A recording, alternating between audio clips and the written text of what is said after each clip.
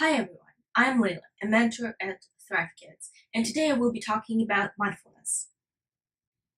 Mindfulness is a topic that has gained increasing popularity in the Western world over the past few decades, and at Thrive Kids, we're not an exception. We incorporate mindfulness into almost every program that we offer, and in this video, I will talk about why do we do it. First, I'll cover the topic of what is mindfulness. Second, I'll talk about its benefits both for the general population and for the spirited kids. And third, I will give you some practical tips on how to practice the art of stillness with those for whom sitting still might seem to be an impossible task and an incredibly boring one. So let's start with what is mindfulness. Mindfulness is defined by directing attention to present experiences with a non-judgmental attitude. An easy way to remember that is to use the mnemonics that I've created, APA. A stands for attention. So in mindfulness, we try to intentionally direct attention to a certain object, such as our breath. P stands for present experiences. In mindfulness, we try to be aware of all the experiences that are happening at the present moment. So not only the object we're focusing on, such as our breath, but also the thoughts and emotions and feelings that come up while you're meditating. So a lot of people think that mindfulness is about clearing your mind and not thinking about anything at all. And this is a huge misconception because it is, in fact, the opposite. Last, A stands for attitude. And in mindfulness, we practice something that is called a non-judgmental attitude, which means that when the feelings and emotions and thoughts come up while you're meditating, we try to not judge them. We try to not attach any positive or negative associations to them. We try to not attach any stories to them. We try to just be aware of them, maybe label them if it's an emotion, and let them go.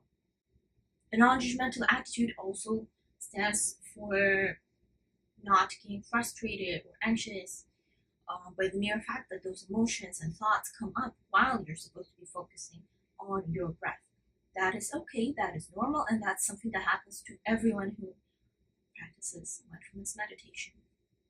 Mindfulness practice typically takes a form of a seated or walking meditation or mindful movements. However, it does not have to be confined by those three types of practices. You can definitely adapt mindfulness to the strengths and weaknesses of the population that you work with. So, for example, with the spirited kids, we would definitely not want to start with seated meditation. Sitting still is not something that a lot of kids want to do or are good at. It is not something that a lot of adults would want to do or are good at. Starting with the seated meditation is not a good idea because you might turn off the kids from practicing mindfulness in general. You might make them think that it is boring and super challenging. So now let's talk about the benefits of mindfulness. Mindfulness-based interventions have been found to be effective in treatments of anxiety, depression, chronic pain, and eating disorders. They have also been found to improve physical health through strengthening immune function and through reducing blood pressure. Not only mindfulness has been found effective in the treatment of these medical conditions, it also improves the quality of life as well as psychological and mental well-being of healthy participants. So there is a lot that mindfulness is good for. And today we will talk about two specific effects of mindfulness that speak directly to the challenges that spirited kids tend to experience in their daily lives. And first is attention regulation.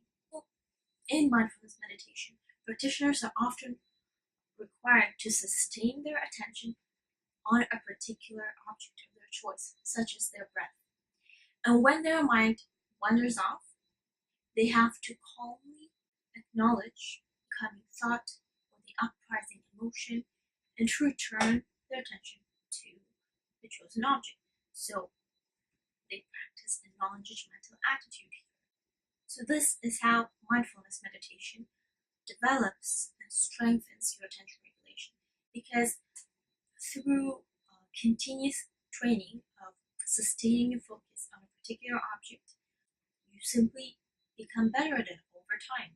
And a number of studies have shown that mindfulness meditation has helped participants to sustain their focus for longer periods of time and to be less affected by any distractions.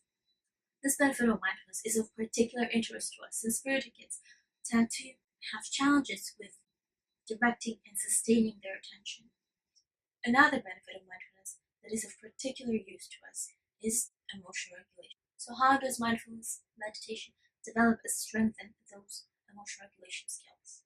When you practice mindfulness, first you develop an ability to intentionally observe and become aware of any affective states that you might be experiencing. So if you're angry but you didn't really realize that, mindfulness will help you to become aware of all of the emotions that you are experiencing. Second, it will help you to develop a non-judgmental attitude towards those emotions. So you will learn how to be aware, to observe and be aware of your emotions, how to label them, and to not get carried away with them. So if you're experiencing anger, you might label it, suggest this is anger, and you will learn not to attach a story to that emotion. So there's no need to think about what made you angry, why you're angry, who is to blame for your anger. This is anger, and that is it. And lastly, through continuous practice of observing and being more aware and labeling without getting carried away with your emotions, we will get better at it.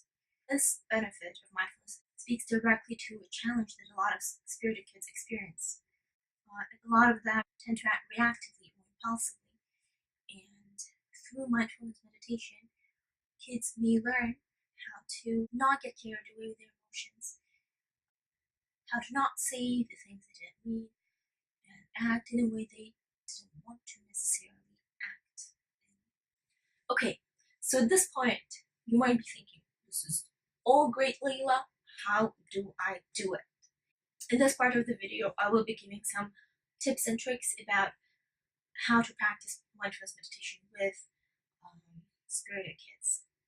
First is to explain to your kid or to your student what mindfulness is. You yourself would not want to do anything like mindfulness if you did not understand what it is and why you are doing it. And neither will your kid or student. So, if your kid is older, you might want to show them this video. And if your kid is younger, you might want to show them something that is shorter and more animated. I will post some links below to the videos that I myself like, and you might want to choose to show them. Second tip is to practice what you preach. You cannot teach something that you yourself do not do, or do not understand, or have experience in. So I know this is a lot of me to ask, but also a number of studies out there that have shown that when parents practice mindfulness together with their kids progress faster, and their parents show an improvement in their own emotion control, and then demonstrate more of those parenting skills that support their kids. Moreover, there are a lot of other benefits to mindfulness that might speak to you, such as an improved mental and psychological well-being, an improved quality of life, as well as an improved physical health. So where do you start? There are a lot of sources out there. There are a lot of groups. There might be groups in your own town or city that introduce people to mindfulness and that you might want to sign up for. And if you are like the majority of parents and teachers are and you do not have time for those groups and attending those meetings, you might want to try the online courses or videos or something like Headspace, which has a free, I believe, 10 sessions trial. And 10 sessions is enough to get an understanding of what you need to do. It might be enough for you to start practicing it on your own. without any guidance.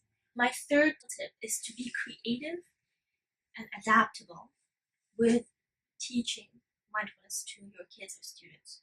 So, as I've already mentioned, you do not want to start with seated meditation, especially with spirited kids, since that is not something enjoyable for them.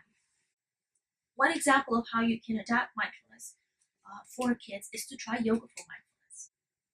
Practicing yoga is much easier than practicing seated meditation because the focus of your attention will become not something subtle, such as your breathing, but something that is much harder to ignore, such as balancing in a tree pose. If you have younger students or kids, I would recommend checking out Cosmic Yoga Kids on YouTube for inspiration. They include a lot of visuals and storyline that goes along with their yoga practice, and that is something that you can do as well.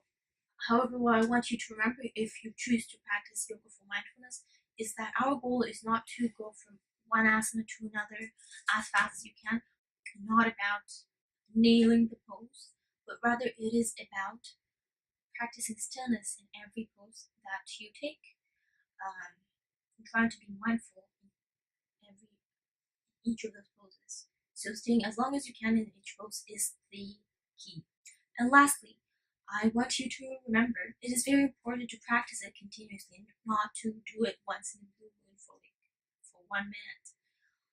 Because all of those great benefits of mindfulness come with continuous practice. If you want to develop those attention regulation skills and emotion regulation skills, you have to practice mindfulness continuously. So I will end this video hoping that this video inspired you to look more into what mindfulness is and to start practicing mindfulness yourself and to teach mindfulness in a way that is more kid-friendly and accessible for your students and kids. I will be attaching a lot of additional resources below for you guys to check out, as well as a couple of exercises that were inspired by this book right here you might want to try out.